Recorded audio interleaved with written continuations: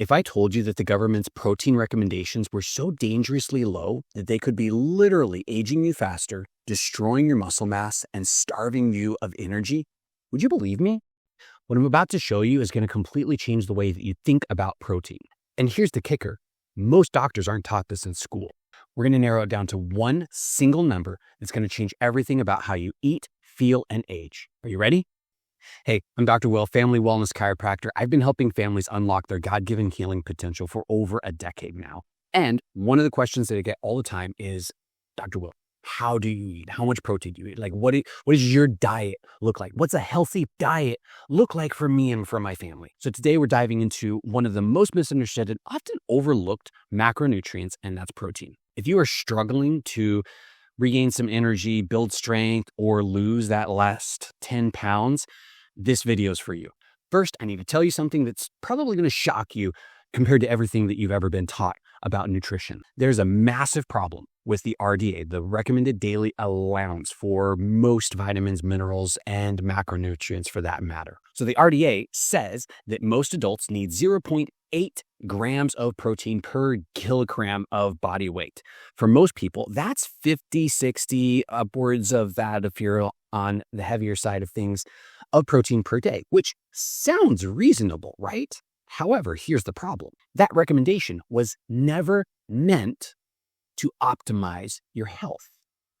It was designed to prevent disease. Think of it like this. If your optimal health is this big, beautiful house on a hill, the RDA is just like scrapped together, cardboard shack out on the street. It'll protect you from the elements, kind of, but it's not exactly living in style. So the latest research actually tells us a very different story. A 2018 systematic review showed that for optimal protein synthesis, body composition, and overall health, we actually need significantly more protein, upwards of 1.6 to 2.2 grams of protein per kilogram of body weight, which translates, I know, all of these studies are done in kilograms and not pounds, which irks all of us Americans, but that's okay. We're going to do some quick conversions for you. That translates to roughly 1 gram of protein per pound of body weight. Simple, right? But here's where it actually gets more interesting. A 2020 study actually looked at protein synthesis and requirements in adults over the age of 40, which is half of you watching and is going to be me in 11 months, which blows my mind. Think about that. But they found that people over the age of 40 who consumed at least 1 gram of protein per pound of body weight actually maintained muscle mass as they aged, had better cognitive function, had stronger bones, and more stable blood sugar. All of those sound great. Sign me up. So I'll tell you what that looks like for me. I fluctuate around 180 pounds right now, which means I need to get about 180 grams of protein into my diet on a daily basis, which seems like a lot on the surface, especially when you're used to having half of that. So you might be thinking, but Dr. Will, won't that extra protein hurt my kidneys? That leads me to the second myth that we've been led to believe for so many years. In fact, this myth has probably done more damage to people's health than the mechanisms of the myth itself. So here's the truth. This myth came from studies on people who already had kidney disease, which means their kidneys already didn't function properly. And so, of course, the excess protein caused damage. But for healthy individuals, higher protein actually supports kidney function. Think of your kidneys like a water filter. They're designed to process waste. Protein gives them more work to do, yes, but that's like giving your muscles more work to do. It makes them stronger, not weaker. A 2020 meta-analysis looked at 28 different studies involving over 1,300 participants, and their conclusion was that in healthy individuals, high-protein diets had zero negative effects on kidney function in healthy adults. In fact, they actually found some protective benefits for long-term kidney health, which is wild and completely contrary to what the myth tells us to believe. So if protein doesn't hurt your kidneys, and we need way more than the government tells us, the next question should be obvious. How much exactly should we be getting?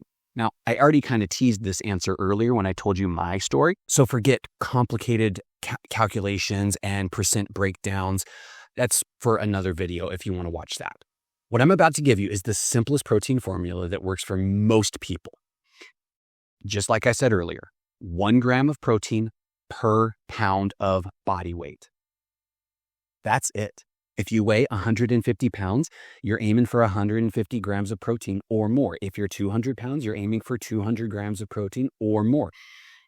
A little bit of it, of course, if you are significantly overweight, your target should actually be closer to your lean body mass target. So if you're, say, for example, you're 250 pounds and you want to lose 50, then 200 grams of protein is going to be more than sufficient for you. Now, if you are doing strength training like I am right now, then you actually want to bump that up about 20% or so. Now, I know what you're thinking. Now, Dr. Will, that sounds like a great plan on paper, but holy smokes, that's a lot of protein and it's really expensive. How in the world are we going to get this into our diet?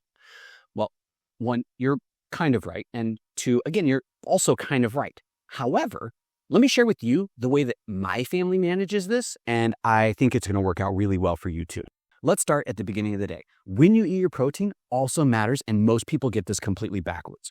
Most of us, standard American diet, we start our day with carbs and then we kind of like work our way up to a nice big meal, and that's usually when we're getting most of our protein is in our evening meal or dinner, right? However, the science says that the single most important meal to prioritize for protein uptake is actually the first meal of the day. If you're eating breakfast, it needs to be breakfast. If you're intermittent fasting and if you're breaking your fast with lunch, then it needs to be your lunch. If you're only doing 1 meal a day, well, then that's a lot of protein to get into 1 meal. Good luck. A great guideline, and what I tell my practice members, is to aim for 30 to 40 grams of protein in that first meal of the day, and then evenly space it throughout the day. So for me, I'm shooting for 180 grams. I am aiming for 30 to 40 in that first meal. I'm usually looking for like 40 to 60 in that second. And then in my dinner, I'm usually aiming for 60 to 80, depending on what dinner looks like that day. And I am using protein shakes to supplement somewhere in there, either after a workout or maybe on my long shift at work where I can't have a snack in the middle of the shift. I am using some protein shakes in order to supplement the amount that I'm getting. But why in the morning? Well, after sleeping for 8 hours, and if you followed my advice that I gave previously, where we're stopping eating earlier in the evening, you're fasted for 8, 10, 12, sometimes 14 or 16 hours by the time you get that first meal in. And your body needs amino acids right away in order to kickstart muscle protein synthesis, stabilize blood sugar, and trigger the body to kind of like go into, okay, we're growing in healing mode rather than catabolism breakdown survival mode. A 2020 study showed that people who consumed at least 30 grams of protein at breakfast had better appetite control, more stable energy, and significantly better body composition. They looked better. They burned fat stores over 12 weeks. That's only 3 months compared to those who ate the same amount of protein but distributed it differently throughout the day. So here's my favorite protein hacks for busy families. Number 1, add a scoop of protein to your oatmeal or your pancake batter. Protein, like everything, is all the rage these days. You can make it all by yourself and then you don't have to pay extra at the grocery store. So we'll use one of 2 sources. We'll either use a hydrolyzed whey protein. In our family, our bodies just digest hydrolyzed whey better than whey isolate. Or we'll use collagen. And I actually like to use both of those in the breakfast meal in particular, because I feel it really helps the body kickstart the healing process throughout the day. We can also make some protein smoothies. I've actually completely moved over to mostly doing a protein smoothie for my breakfast. Comment below if you want me to share the recipe for that later on. I'd love to do that for you guys. Where, again, I'm putting some whey protein and some collagen protein in there. And I'm usually getting between 30 and 50 grams of protein, depending on how big of a mason jar I pour that sucker out into. I think this is gross, but you could always prep some hard-boiled eggs. If you like those, then that's an easy way to get some extra protein and plenty of healthy fats into your breakfast as well. Or again, you can add some protein powders into homemade energy bars, protein balls, muffins, stuff like that as well.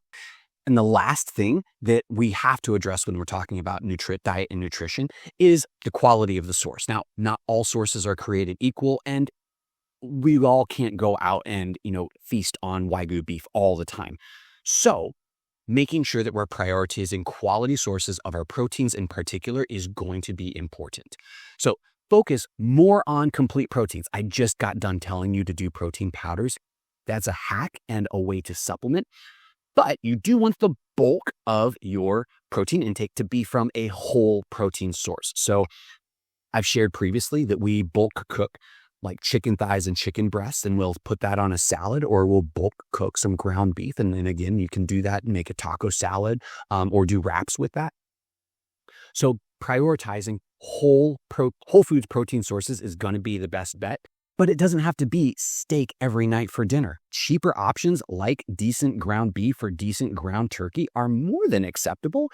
And if you like canned fish, read the label, make sure you're getting the good stuff. My wife loves to make a tuna salad, but she will get the every fish tested for mercury variety. That's a great way to get some healthy fats and protein into your diet. And again, if the taste is for you, go for it. And I go back to, if you have to supplement, do so. There was a 2019 study that found that protein powder supplementation was just as effective as whole food sources for muscle protein synthesis specifically and body composition improvements. The key is hitting the number consistently, not perfection. So let's wrap this up. The government's recommendations are dangerously low because they're meant to prevent disease, not to promote health. High protein will not hurt your kidneys so long as you have healthy kidneys. And we want to prioritize whole food sources of protein earlier on in the day than we've ever been led to believe. And the number that we're aiming for, again, is 1 gram per pound of body weight or lean body mass. Choose which one works better for you. So here's your homework. This week, track your protein intake, track your macros.